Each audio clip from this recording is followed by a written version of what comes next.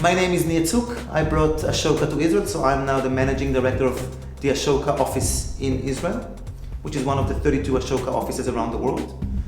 And I think social entrepreneurship is not only a movement or a new solution, I think it's a mindset.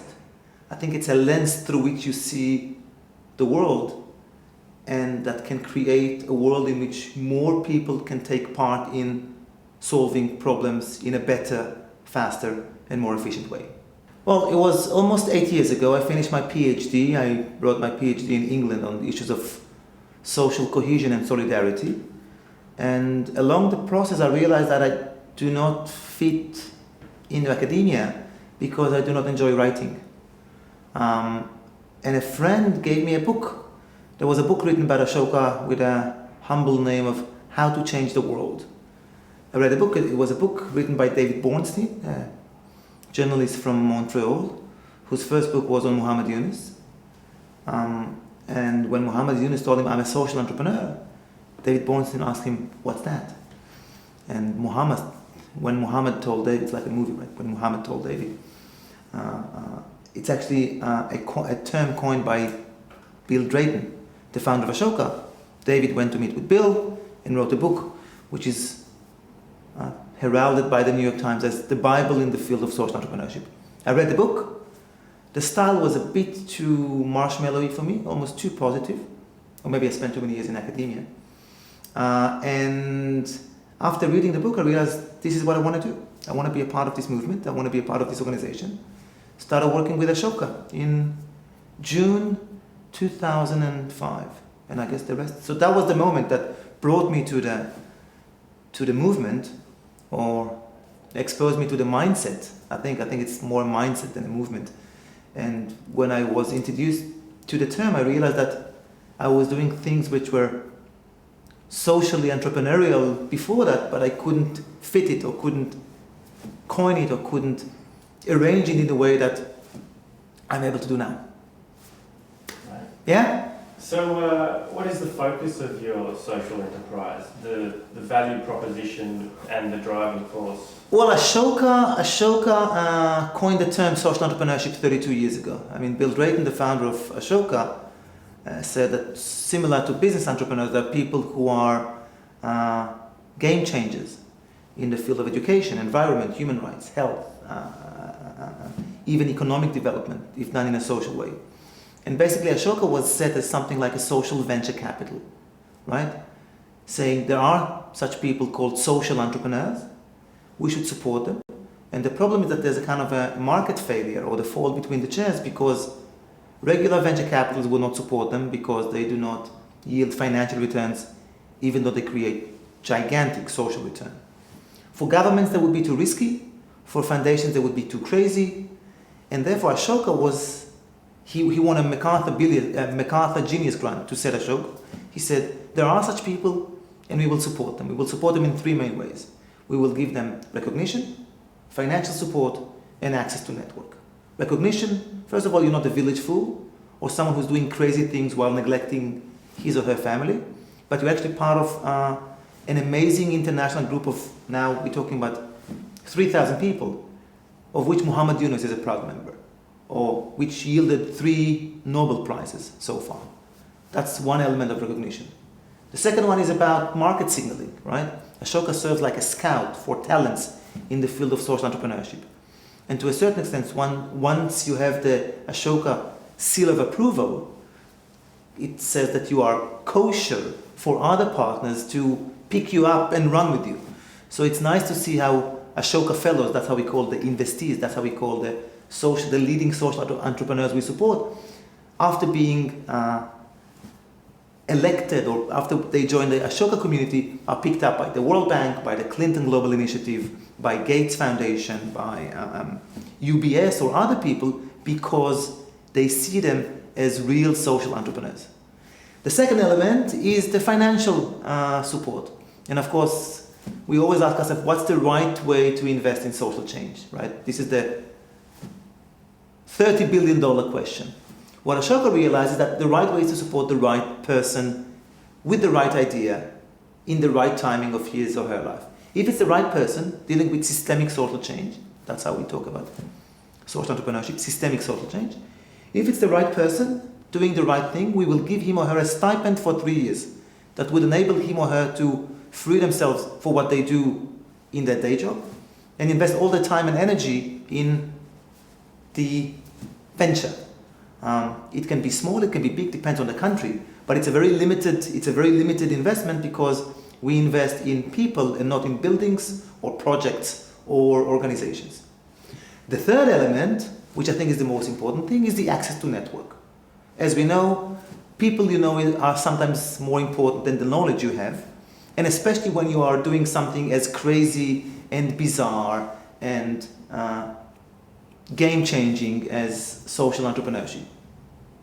So we create networks of Ashoka Fellows geographically and thematically, and we want to make sure we connect them to other networks, like the network of McKinsey, or the network of the World Bank, or the network of other organizations. And the whole idea is to, A, make sure these people realize that they're social entrepreneurs, to give them as much as we can the individual support, and then create the right kind of networks and emphasize the right kind of elements. For instance, now Ashoka is heavy on the issue of empathy, to make sure more and more people realize that empathy is a core value in the field of social change. And basically, while working with other organizations creating not only a better citizen sector, but a better world, promoting bottom-up change. That's the story. Many of the social enterprises we talk about would love to become obsolete, right? The end game is that they will not need us anymore. However, there's a lot to be done and much to be desired before that happens. For instance, I brought Ashoka to Israel, right? And in my part of the world, we have not only social challenges, but social conflicts and political conflicts and religious conflicts. And I think we would love to see a world in which everyone feels and sees himself as a change maker. That's the first building block, right? We talk about one of the Ashoka mantras is give yourself permission. And we really try to see a world in which every one of us will give himself permission to promote some kind of change. You know, we talk about yes we can. I think Ashoka was talking about yes we can 30 years ago, before it became such a popular political slogan, right? And the whole idea of yes we can is not only for amazing entrepreneurs like Bill Drayton or Muhammad Yunus, but for a high school kid who's trying to change something in his school, or for a youth movement person who's trying to do something in her community, or for a worker who tries to change one of the procedures in the factory, or a citizen trying to change something in his country. So the whole idea of giving yourself permission, taking responsibility, and changing something, we believe, will create a different society. Now it sounds too rosy and too good, or almost too good to be true. But if a cynical Israeli like myself, or seasoned Israeli who's been around and seeing things that succeed and not, trying to promote it in my very skeptical and war-battered part of the world, I think it's possible. And it's nice to see how, when you try to connect people, not talk about governments and not talk about politicians and not talk about creating new Middle East, for instance, by declarations, but connecting one of the Ashoka Fellows from Israel with the Ashoka Fellows from Egypt, an Ashoka Fellow from Lebanon, or Ashoka Fellow from Palestine, you realize that when you talk about trying to find new solutions to old problems in a bottom-up way, it actually works. And then you bring business partners and government partners and academic partners, and actually you really create this movement from below that might be able to reach this tipping point. And we're talking about people-to-people peace process. Governments are very important, unfortunately, or maybe fortunately. No, I'm a great believer in governments. I mean, government is a very important force in society. However, if you create the right kind of movement from below, you can make things happen in a different way, and maybe even in a better way. And I think this is relevant to places like Israel. This is relevant to places like Australia.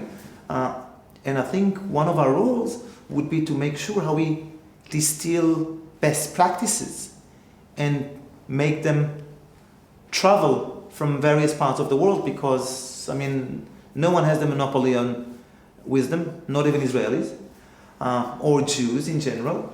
Let's be politically incorrect as much as I can.